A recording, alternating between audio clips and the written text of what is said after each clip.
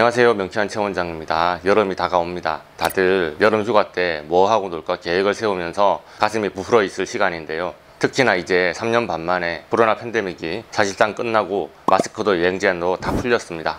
올해는 몇 년간 못 갔던 해외여행을 꼭 가고 말리라 작정하고 계신 우리 알러지 패밀리들이 아주 많으시죠. 우리 명쾌한 패밀리들이 여행 간다고 말씀하시면 저는 사실 겁부터 납니다. 알레르기가 심하다면 여행은 설렘이 아니라 악몽이 될 수도 있기 때문이죠.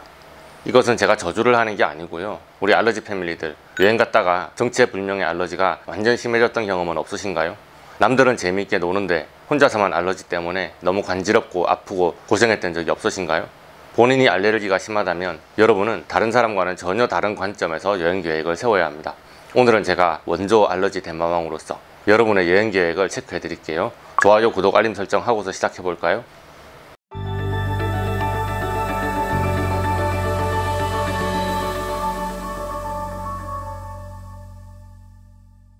알러지가 심한 우리 명쾌한 패밀리들, 당연히 제가 초진 검사를 통해서 어떤 것에 알러지가 있는지, 무엇을 주의하며 살아야 하는지 다 말씀드렸을 거예요. 우리 명쾌한 최원장 구독자 여러분들도 본인이 알러지가 심하다는 생각을 갖고 있다면 뭐에 알러지가 심하다, 그 정도는 아마 느끼고 계실 거라 생각합니다.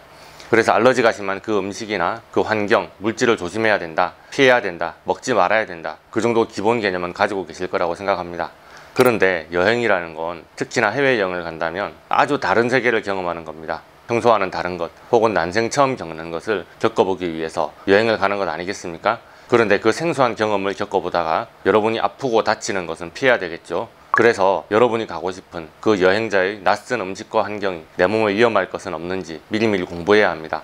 낯선 곳에서 알러지가 있을 만한 것이 무엇이 있을까요? 우리 명쾌한 패밀리들이 외국에 나가서 아주 고생하는 아이템 크게 3가지를 말씀드리면 외국의 식재료와 토속 양념, 수돗물과 낯선 기후입니다. 국내 여행도 별 다를 바는 없다고 생각합니다. 집 밖은 위험해요. 맞죠? 난생 처음 가본 낯선 장소에서 한 번도 안 해본 경험을 하는 것이 여행의 묘미입니다. 그곳에는 처음 본 무언가가 가득할 것이고 낯선 식재료로 만든 낯선 음식을 먹어보려고 여행을 가는 겁니다. 특히 해외에 나갔다면 우리나라와는 다른 자연과 환경을 보며 눈은 행복할 수 있습니다. 그러나 새로운 것을 계속 접촉하고 먹는 동안 몸은 스트레스를 받고 여행이 끝나갈 때쯤 알러지를 폭탄으로 얻어오십니다. 그리고 저에게 와서 치료를 해달라고 하셨어요. 사실 여러분께 가장 추천하는 것은 알러지를 다 치료하고 여행을 떠나는 것입니다. 그러나 상황이 여의치 않다면 명쾌한 최원장이 권하는 차선책은 일어날 수 있는 상황을 예상하고 미리미리 대비하는 것이죠. 자, 주의사항 첫 번째, 내가 무엇을 먹을지 미리 계획하면 좋겠습니다. 그리고 먹고 싶은 음식에 들어가는 식재료와 향신료를 확인하시길 바랍니다. 알러지가 극심해진 상태로 저를 찾아오셔서 뭘 먹었는지 잘 모르겠어요, 맛있어 보여서 길거리 리어카에서 먹었어요, 음식 이름은 기억이 안 나요, 그렇게 말씀하시면 제가 뭘 치료해야 될까요? 제가 갖고 있는 알러겐 샘플이 이제 약 1만 개가 넘어가는데요. 저에게 1만 개 유리병을 다 뒤져서 찾아내라는 말이시네요. 알레르기 치료할 수는 있는데 제발 뭘 먹었는지 기억은 해주세요. 내가 알러지가 심한데 여행을 갈 생각이 있다면 여행 가서 먹고 싶은 음식을 미리 좀 정하면 좋겠습니다. 그리고 특히 해외여행이라면 그 음식에 들어가는 그 나라 특유의 식재료와 향신료에 대해서 미리 공부하세요. 그냥 먹고 싶다고 아무거나 막 주워 먹지 마시고요. 그리고 명쾌한 최원장에게 여행 가서 이런 음식을 먹고 싶다고 미리 말씀해 주세요. 여행을 떠나기 전 토속 식재료와 향신료에 대한 알레르기 반응을 확인하고 먼저 선제적으로 치료할 수 있습니다. 여행지에서 먹방을 찍으실 때 한 가지 팁입니다. 다들 음식 사진만 찍어 오시잖아요. 제발 메뉴 사진도 같이 찍어 오세요. 뭘 먹었길래 이렇게 얼굴이 뒤집어졌어요? 이렇게 물으면 사진을 내미십니다. 이거 먹었는데요? 그런데 저는 백종원이 아니에요. 사진만 봐서는 도대체 이 음식에 뭐가 들어서 알레르기 반응이 일어났는지 제가 어떻게 알겠습니까? 메뉴가 외국어로 적혀 있어서 모르겠다 하시지만 요즘에는 사진 찍어서 검색하면 웬만한 메뉴나 간판은 다 번역되죠. 외국어로 적힌 메뉴의 식재료를 알아내는 게 사진 속의 음식의 식재료를 알아내는 것보다 쉽습니다. 제발 뭘 먹었는지 저에게 메뉴를 알려주시면 좋겠습니다.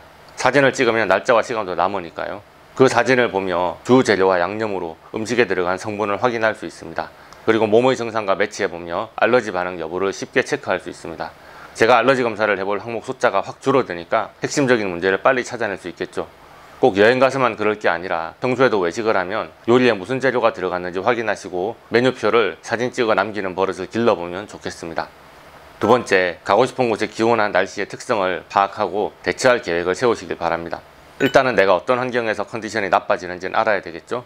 습기 많고 축축할 때, 덥고 땀이 날 때, 바람이 불 때, 건조할 때, 추운 냉기가 스며들 때, 곰팡이가 많을 때, 먼지가 많을 때, 벌레가 많을 때, 담배 연기가 심할 때, 이런 다양한 환경 중에서 어떤 환경이 여러분의 컨디션을 나쁘게 하고 알레르기를 일으키나요? 잘 모르겠다면 빨리 명쾌한 체온장을 찾아서 알러지 검사부터 받아보시기 바랍니다. 그리고 내가 어떤 환경에서 컨디션이 나빠지는지 확실하게 알고 있다면 여행 가서는 그런 환경을 만나지 않도록 최대한 정교하게 계획을 짜야 되겠죠? 예를 들어 볼게요. 일본에 여행 가서 다다미 방에서 묵어보고 싶습니다. 왠지 멋있고 신기한 경험이잖아요. 그러나 다다미에 대해서 미리 공부해야 한다고 명쾌한 체온장이 들들 볶길래 알아보니 다다미 방은 언제나 눅눅하다고 합니다. 다다미는 아주 오래된 곰팡이와 먼지의 온상이라네요. 왜냐하면 다다미에 끼어있는 먼지가 일반적인 진공청소로는 안 빠진다고 합니다. 게다가 다다미는 골풀이라는 식물을 엮은 거예요. 내가 먼지와 곰팡이에 예민하다면, 풀이나 잡초에 알러지가 심한 알러지 비염 환자라면 색다른 경험을 위해서 다다미 방에서 하룻밤 묵는 것은 좋은 선택일까요? 아니죠. 여러분의 비염은 폭발할 것이고 콧물이 줄줄 흐르고 코가 막혀 잠을 제대로 못 잘 것이고 피곤하고 아파서 여행을 즐기기 힘들 겁니다. 제게는 두 가지 방법이 있습니다. 1번, 명쾌한 한의원에서 먼지와 곰팡이 알러지를 치료하고 다다미 방을 예약한다. 2번, 그냥 다다미가 없는 깨끗한 현대식 호텔을 예약한다. 둘 중에 무엇을 선택하든지 괜찮습니다. 여행이 오기 전에 선택하고 가세요. 이런 식으로 알레르기를 감안해서 여행 계획을 짜야 됩니다. 내가 땀에 예민하다면 더운 대낮에 길거리 쇼핑이 좋은 스케줄일까요? 내가 만약 건조할 때 알레르기가 생긴다면 수시로 물을 마셔야 하는데 공공장소에서나 대중교통을 탔을 때 물병을 소지하지 못하게 하는 나라도 있어요. 그런 것을 알아보지 않고 그 나라를 여행하면 낭패죠. 그 나라를 꼭 가고 싶으면 어떻게 수시로 물을 마실 수 있는지 대책을 마련하고 여행을 떠나야 합니다. 원하는 숙소의 상태를 미리 요청할 수도 있습니다. 나는 습기 알레르기가 있습니다. 그렇다면 나는 어떤 방을 선택해야 할까요? 예약할 때부터 미리 요청하세요. 알레르기가 심하니 습기 차고 눅눅한 방이 싫다고요. 베드 크기만 볼 게 아닙니다. 햇볕이 강하고 넓은 남향방이 예약이 가능한지, 환기가 가능하도록 밖으로 열리는 큰 창문이 있는지, 공조장치는 어떻게 되어 있는지 꼭 먼저 확인해야 되겠죠? 사진으로 방 상태를 확인하는 것도 좋고요. 가습기가 필요한지, 제습기가 필요한지, 식사 광선이 비치는 밝고 따뜻한 방이 좋은지, 어둡더라도 시원한 방이 좋은지, 습기가 많더라도 바다나 산 전망이 좋은지, 벌레가 안 나오는 방이 좋은지, 노 스모킹 룸이 좋은지, 여러분의 알레르기 여부에 따라서 원하는 숙소를 골라서 미리 계획해야 합니다. 세 번째로 알레르기 반응이 올라온다면 가능한 한 모든 샘플을 모아 오셔야 합니다. 알레르기 환자의 상비약, 항히스타민제, 지르텍, 여행 가기 전에 당연히 챙기셨겠죠? 이 정도는 기본이라 생각하지만 혹시나 싶어서 언급했습니다. 알레르기 반응이 일어난다면 빨리 지르텍부터 복용합니다. 그리고 그 주변에 낯선 물질을 최대한 챙겨서 깨끗한 유리병이나 비닐에 넣어서 명쾌한 체온장에게 가지고 오세요. 왜냐고요? 치료하려고요. 그런데 도대체 어떤 물질을 챙기라는 말일까요? 첫 번째는 물입니다. 마시거나 접촉한 모든 종류의 물을 종류별로 담아서 가져오세요. 바이알이 없다면 깨끗한 유리병이나 식염수통에 담아 오셔도 좋습니다. 약 1cc가량, 극미량이라도 치료하기엔 충분합니다. 두 번째, 먼지나 대기 오염 물질입니다. 사실 진공청소기를 탈탈 털어 먼지를 모아오면 제일 좋겠습니다. 그러나 여행지에서는 쉽지 않은 경우도 있겠죠?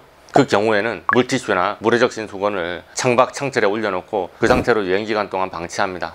여행 마지막 날 물티슈나 수건을 털지 말고 그대로 깨끗한 비닐봉지에 담아서 명쾌한 체온장에게 가져오시면 되겠습니다. 여행 후에 위의 준비물을 가지고 명쾌한 체온장을 찾아오시면 여행지에서 새로 올라온 알레르기를 쉽고 빠르게 치료할 수 있습니다. 원장님, 어떻게 피곤하게 이렇게 다 계획하고 살아요? 여행 가기도 전에 피곤해서 쓰러지겠네요. 이렇게 말씀하시는 알러지 패밀리 여러분, 뭘 그렇게 맨날 고민하십니까? 이렇게 이것저것 생각하는 게 귀찮으시면 알레르기를 다 치료하고 여행 가시면 되죠. 여러분의 여행을 응원합니다. 오늘의 영상이 도움이 되셨다면 좋아요, 구독, 알림 설정 부탁드리겠습니다. 질문 있으신 분들은 댓글 달아주시거나 네이버 톡톡으로 문의해주세요. 감사합니다.